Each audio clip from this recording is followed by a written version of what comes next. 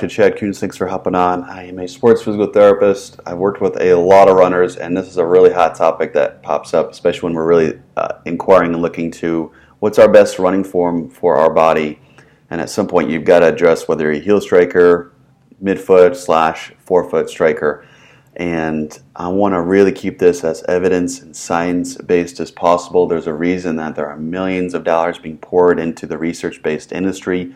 Although it's not widely applicable all the time, I think it's a really good place to start, and it does give us some very insightful information. There are a lot of gurus and coaches that are using only and exclusively anecdotal evidence, and not that it's not important to use anecdotal evidence where you're noticing what's helping you with the person right in front of you, whether it is physical therapy or whether you're a coach. You still can't be negligent of what the science and the education and the information is showing you from a research perspective. And so I really want us to kind of stick to that, guys, as closely as possible. This is a controversial topic that's being taught differently all over. Hang on to your hat and at least let me get through my presentation before you make a strong decision, before you get too critiquing. You might have been taught by a coach or someone in the past that you must be forefoot for various reasons. I just want to explain what I've been taught and how I use my information to help out runners all the time get back to running pain-free. Speaking of pain, what are the most common injury sites in runners? Knee is going to be number one, pretty by far and large, foot and ankle, and then the lower leg. Notice this is from the knee down. You don't see hip here. You don't see low back here, right? What are the most common overuse injuries in running? Again, it's going to be from the knee down, which will be important as we continue on this conversation. But patellofemoral pain or really just knee pain. IT band syndrome, that's probably all too familiar for a lot of you, and then the ugly PF word, plantar fasciitis, which no one wants to deal with. All right, so it's really important to get into the biomechanics of running, all right? So first off, it's very important for you to understand when you're running, which is a single leg sport, because you're on one leg around 80% of the time. Just take that in. When you land on that one leg is responsible for 2 to 3 times your body weight, right? So if I'm 200 pounds, that one leg could be responsible for up to 600 pounds at that moment. Think about that. Now, and that's if the entire kinetic chain is attenuating that force. What if that force was only from your knee down, right? Now you got 600 pounds just from your knee and below. You imagine doing that 600-pound squat only using your shin muscles and your calf versus at least having your whole body to work with you. Running does have an incredibly high amount of demands on your joints and the muscles, and so therefore the cardinal rule, and I say this to my clients all the time, especially for those who want to do couch to marathon or couch to 5K, guys, be fit to run, don't run to be fit. And in other words, people will just want to get off the couch and they'll just want to start running in order to get fit. You have to hit the prerequisites. You have to be fit to run. It doesn't work the opposite way. If it does, you're in trouble. You're most likely having pain. So let's go through the fundamental differences here. So the amount of joint motion we need to consider, the muscular demands we need to consider, the mode of forward progression, and there's 3 more that we're going to cover today. The ground reaction forces, your stride length and cadence, which a lot of my runners are trying to play and change with, as well as your running economy. So with regards to heel strikers, and joint motion, heel strikers by far and large have more hip, knee, and ankle motion. That's a really good thing when we're considering joint attenuation as well, and just being able to get certain areas, hint, hint, the hip, in the game, okay? Whereas our rear foot, let me go back a couple, where our rear foot won't have any part of the body where you actually get more motion. So the heel strikers are better at getting more motion, just to clarify, in all 3 areas, hip, knee, and the ankle. Now, regarding energy absorption, this is a really important chart here for you to take note of. And I'm just going to kind of outline here something. I really want you to take a look at the small piece of the pie, which is actually a big number, which you'll see in here in a second. So when you rear foot, you get your hip activated up to about 14%, which is pretty good. And you can see a nice level of almost equivocality here between the ankle and the knee. Those are both around the low 40s. So we're doing a better job at distributing our energy absorption in these three parts of the leg, right? So obviously ankle would be a little bit higher, and we'll explain that a little bit further in detail. When you land on the heel, the knees and the quads, which are a big part of it, are doing a nice job of absorbing. And then we actually still get about a 14% carryover into the hips, which is huge. Glute max is our biggest muscle. Let's get him going, or get her going, however you want to call him or her. All right? Versus our forefoot energy absorption.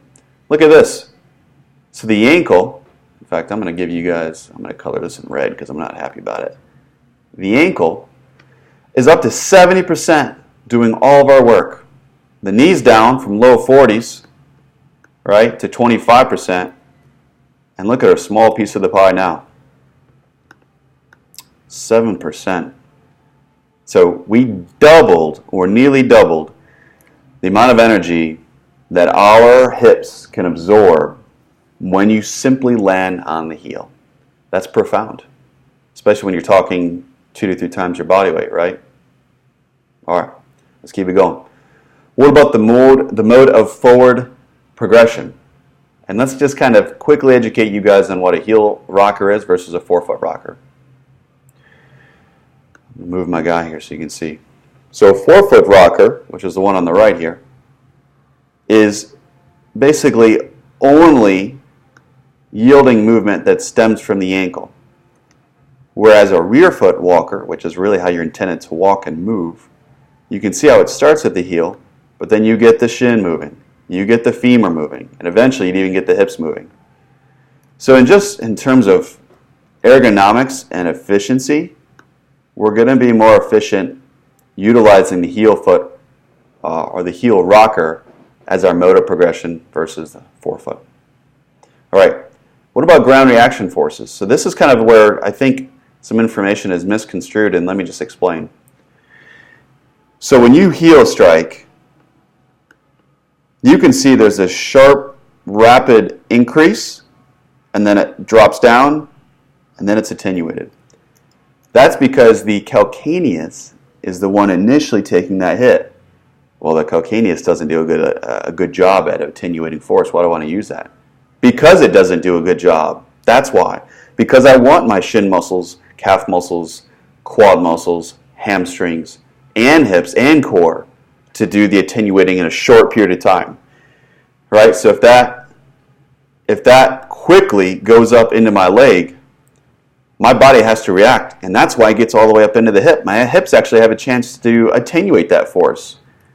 Whereas when you forefoot strike, it's blunted, right? It's blunted. It stops right at the knee and below. In fact, it takes a little bit longer to attenuate it, and all that force is only being done from the knee down. So it's a little counterintuitive, but we actually want that distinct impact peak here to go through a calcaneus which doesn't absorb well, so that it can quickly go all the way up into the hips and be attenuated and widely dispersed, rather than concise and shortened and only loaded from the knee down.